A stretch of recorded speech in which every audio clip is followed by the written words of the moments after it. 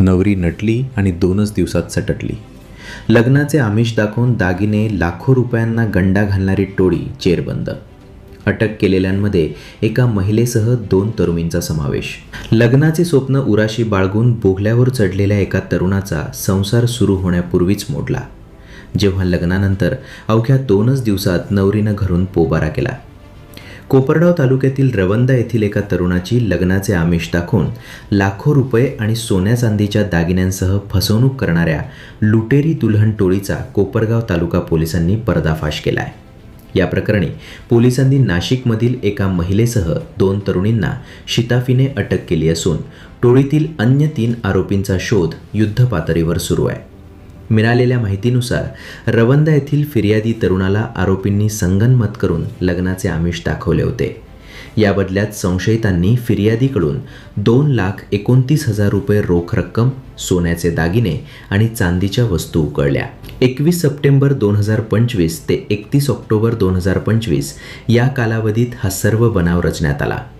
मोठ्या उत्साहात लग्न पार पडले. मात्र नवरी घरी आल्यानंतर अवघ्या 2च दिवसात दागिने आणि रोख रक्कम घेऊन पसार झाली. आपली मोठी फसवणूक झाल्याचे लक्षात येताच फसवणूक झालेल्या तरुणाने कोपरगाव तालुका पोलीस ठाण्यात धाव घेतली. या प्रकरणी 18 फेब्रुवारी 2026 रोजी कोपरगाव तालुका पोलीस ठाण्यात गुन्हा दाखल करण्यात आला होता. पोलीस निरीक्षक संदीप कोळी यांच्या मार्गदर्शनाखाली तपासाची चक्रे वेगाने फिरली. आरोपींचा माग काढत पोलीस पथक नाशिकच्या जत्रा चौक आडगाव नाका परिसरात पोहोचले. तेथे शिताफीने सापळा रचून कशिश सुखदेव भालेराव, नम्रता सुखदेव भालेराव आणि भूमी किरण निकम सर्व राहणार नाशिक या 3 महिलांना ताब्यात घेण्यात आले.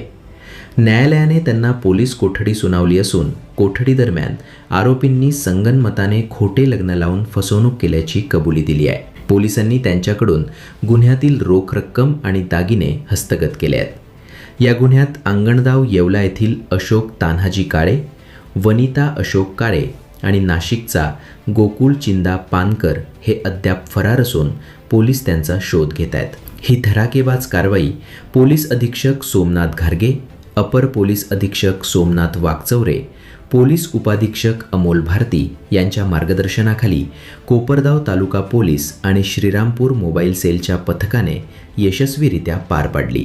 पोलिसांच्या या कामगिरीचे संपूर्ण तालुक्यात कौतुक होत असून अशा फसव्या टोळ्यांपासून सावध राहण्याचे आवाहन करण्यात आले आहे.